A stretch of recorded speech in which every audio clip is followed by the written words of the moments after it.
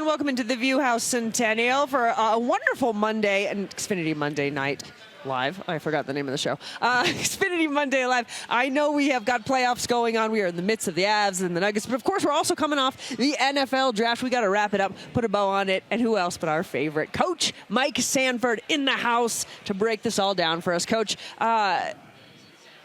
overall, we're going to break down these draft picks, but just your overall take on the Broncos 2025 draft. Well, I would sum it up with, who's that? And I'm a football guy, and I've been recruiting, and I've been watching college football very closely. I mean, when you look at the entirety of the draft, it is I would say it is for the real draftniks, the guys that are looking real hard under the rocks. Because frankly, I know who R.J. Harvey was. Right. I knew a little bit about Patty Bryant, but man, there's some deep cuts in this draft class, and I think ultimately Sean Payton and George Payton see their roster as being a lot closer towards the ultimate goal here in Denver, which is to get back in the big show, the Super Bowl, than I think most people would think that the Broncos are. So you added strength to strength, and it started with Shedeur Sanders. I'm really excited about this player. Had a chance to talk with defensive coordinator Pete Kwiatkowski of the University of Texas. The guy is truly the Joker, the Joker of defense. Yeah, absolutely. He plays every single position. He even plays inside linebacker because of the nickel star position he plays. It adjusts to certain formations, and you have to fit the run. I mean, this was one of those choices where nobody was really talking about it because, as you say, the real draftniks all had this guy in the top 10 on their boards. Kind of a shock that he dropped. How much fun is Vance Joseph having right now with what he can possibly do with this young man? It truly is a lot of fun for Vance Joseph. And you know what? For Shedeur Sanders, this is the perfect defensive coordinator to play for because Vance Joseph's system and scheme is not a very conventional system. We saw it even this past year with different ways to move around your defensive front pieces. Zach Allen's a player that was moved around so much, and I can see he was almost the front version of how I see Shedeur Sanders fitting into the back end with the secondary. You can play him a nickel, outside corner, safety, and he can even fit the run. Who knows? You might end up playing with 8 defensive backs, and if Dre Greenlaw is not healthy, you might have to play for it with 8 defensive backs. There's not a lot of linebacker depth on this team. As someone who's a certified defensive stand, I love this pick. I'm so excited about it. Of course, everybody really wanted to see some additions to the offense, running back being the biggest one. I think some people saw Ashton Jeanty goes to the Raiders, Omari Hampton goes to the Chargers. You got these cats in the division, but turns out the Broncos had their eye on R.J. Harvey this whole time. We saw him play CU when he was playing for UCF. What do you take from this kid? Well, what I've heard from the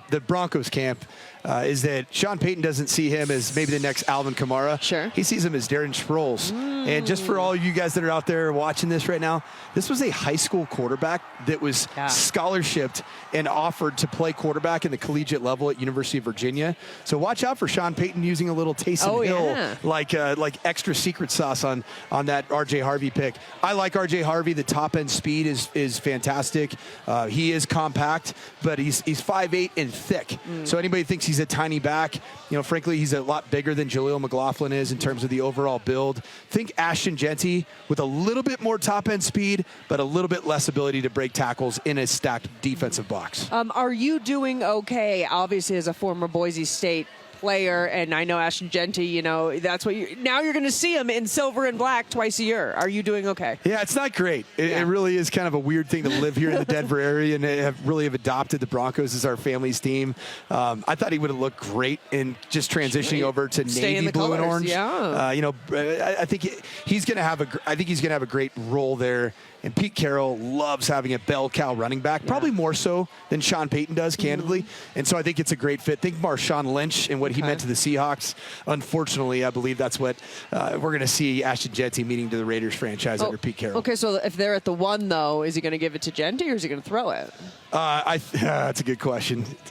You know what? You're able to ask that question. I think we should rub all of the salt in the wound with that one. We must. Throw it right in there. That's all we can do is our vengeance for Super Bowl 48. That's all we can do. All right. Well, we have got so much more coming up here on Xfinity Monday Live. We got Coach Mike Sanford in the house, our favorite guest. Welcome back into Xfinity Monday Live here at the View House Centennial. We got Coach Mike Sanford in the house, and we got to talk, of course, talking a lot about the Broncos draft. We got to talk about Shadur Sanders. That was far and away the biggest story of the weekend. The way everything unfolded. Were you as surprised, kind of, as everybody else? I was shocked after the first 15 picks. Yeah. Because I believe that if a team was going to draft Shedeur Sanders, they needed to go all in. Yeah. And you and I had texted about it. I was like, a team needs to fully commit and embrace exactly who Shedeur Sanders is.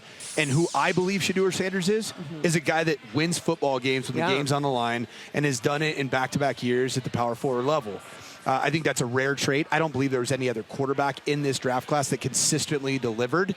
But the problem is Shedeur didn't go through the process in any form of a conventional manner. And I think it did rub some NFL decision makers the wrong way. And the bottom line is there were probably about 3 or 4 teams that you really needed to impress to get into the first round.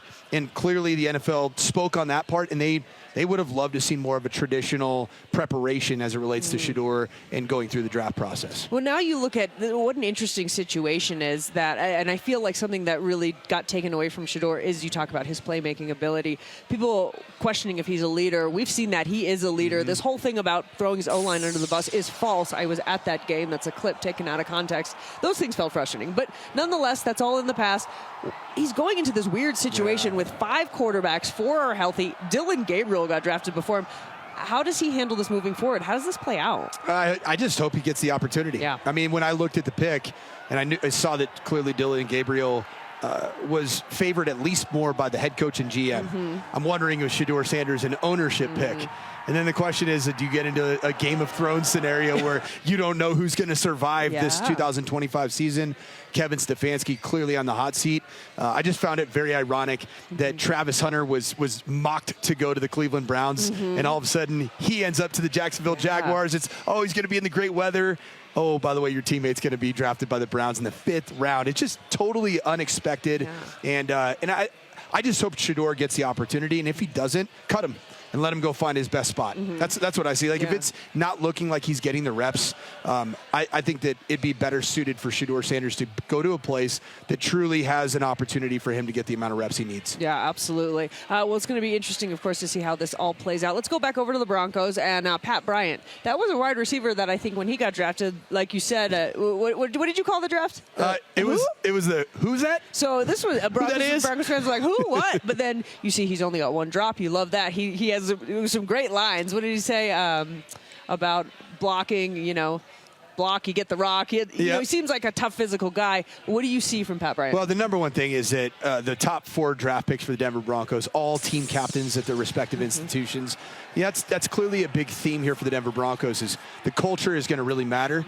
You nailed it with Bo Nix, the face of your franchise, with the culture piece, the makeup piece, and you want to fill your roster with guys like him. Pat Bryant, I think, is going to do a lot of the odd jobs. You see some of these highlight clips. He's been a highly productive wide receiver, but I see him almost filling the void that was created by Lil Jordan Humphrey leaving this roster. He's going to block on 3rd down, chip those defensive ends like Max Crosby on the way out on 3rd and extra long so that Bo Nix isn't under duress. I think he's going to do the things that a receiver sometimes complains about doing. He'll do it without complaining, and then he'll earn the right to get more touches in the pass game. Sure-handed, but I would love to see a guy that had a little bit more dynamic playmaking down the field. Welcome to the NFL rookie. You get to chip Max Crosby. Yay for you. And he'll do it. That's a fun assignment. And he'll do it. I love it. All right. We got a lot more coming up here on Xfinity Monday Live. All right, Karen, thank you so much. It's time now for the People Want to Know. People Want to Know brought to you by Common Spirit, official healthcare of the Denver Broncos and champions for communities we serve. We're switching over to Avs and Nuggets. Sarah wants to know which team has a better chance to win the chip. I think both teams have a really good chance, and it's weird because the Nuggets were left for dead after they went down in that series 2-1. The funny thing is that the Nuggets actually have home court advantage right now, and everybody thinks the Avs are just going to be just on their way towards the ship now. They lost home ice advantage and better win tonight. Tonight's a big one because you got to get home ice advantage back. And you played incredible on home ice in Game 4, but you're in Dallas. That's a team that I think this is the de facto Western Conference Championship matchup between 2 teams. So I'm excited to see how tonight plays out, but I think both of them have a really good chance, and it's Game 5 in both series is going to steer both these series. Absolutely. The next 2 days could determine a lot. The Avs don't really care to don't mind about playing on the road, though, so So I love that about them, you know? Yeah, they have so many good vibes going on with Gabe Landeskog being active. Now that he's back, it just has to happen. Got to complete the documentary. It's incredible to watch. It's going to be fun. It's going to be a fun 2 days with the Avs and Nuggets. All right, that was the People Want to Know, brought to you by Common Spirit. We got to take a break. Coming up on the other side, we got to talk about that prank call over the weekend. But I got to ask you a specific thing about it. So we'll talk about that when we come back. One of the big stories over the weekend was the prank call of Shadur Sanders. He's not the only one who got prank called. This is absolute garbage behavior. Obviously, we know that. Kids being stupid. But this is my question. This was sensitive information. Intentionally or unintentionally, it was leaked. Does the NFL need to do something, levy some sort of a punishment, set a precedent so this doesn't happen again? I think it should. Yeah. And I think there also should be some more accountability for Falcons defensive coordinator Jeff Ulbrich. Yeah. I was the son of a coach, and my dad had sensitive information around our house. Like I had recruiting lists and guys that he was very easily could have done the same thing. I would assume if I did something like that, my dad would feel like I'm getting fired tomorrow. Yeah. Because the NFL is a very, it's a prestigious league. A lot of money's at play. And if you conduct yourself in a way or your son is a reflection of how you conduct yourself, I think that's a problem. Yeah, I completely agree. What do you think would be a fair punishment here? I think, first of all, that Jeff Ulbrich should lose his job. Okay. Frankly. Yep. Because that's an extension of him. That's his son that took information that was not at least well accounted for. Yeah. And I think everybody got into their statement mode and, I didn't know about it. It was an iPad that was left out. And, that's information that you need to secure. And you have a college-aged kid that's obviously a knucklehead. Right. So make sure you secure that dang information. So, think about what Deion Sanders, the son of Deion Sanders. Deion Sanders, what did he mean to the Falcons franchise? That's a great point as well. And Jeff Ulbrich is the defensive coordinator for the Falcons, and this becomes a massively embarrassing time for the Sanders family in a very vulnerable, sensitive time. I think it's absolutely ridiculous behavior. I completely agree with you. Couldn't have said it better myself. I think they should lose a draft pick as well. Set the precedent. Hello, everyone. Thanks for logging on to CBSColorado.com. Time now for a few extra minutes with Coach Mike Sanford. We're talking all things NFL draft. I saw this great clip where Scott Van Pelt said the only thing he hates more than mock drafts is the post-draft grades, because really we don't know. So you know what? This one's for you, SVP. What grade do you give the Denver Broncos draft? I don't want to reuse one of my favorite lines of my day-to-day, but I'm giving them an S. S? The S for smartest guy in the room. And that's what the Denver Broncos did with their picks. Nobody else probably would have made the exact selections that the Broncos made, and certainly the fan base was looking for that, that big-time tight end. You end up taking a tight end in the 7th round who, oh, by the way, he just had 4 or 5 career catches and played 1 year of football after a basketball career. But, hey, a lot of these draft picks could hit. And as a result, you're like, I trust Sean Payton. I trust George Payton. Because a year ago, we were all saying that you overdrafted Bo Nix. Said that a year ago. Yeah. And did he look like the smartest guy in the room after that was all said and done? You betcha. Yeah. He did, because he was the 6th quarterback taken and, frankly, the 2nd most productive, and arguably maybe the most productive because of what he did for his team. Yeah. To me, I look at this draft and I say there's a lot of draft and develop. To me, this says that George Payton, Sean Payton feel really confident about the roster they have at hand.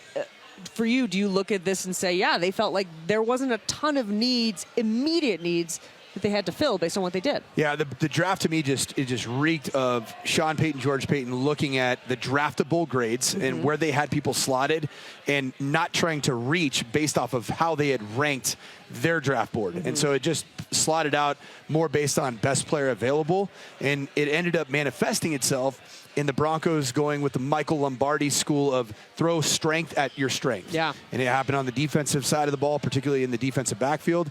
And then at the defensive line and edge room. Yeah. You would think that's a pretty dang deep room, and you end up adding a couple pieces to that room as well. John Elway used to always say, you can't have enough edge rushers, can't have enough corners. So Broncos kind of check.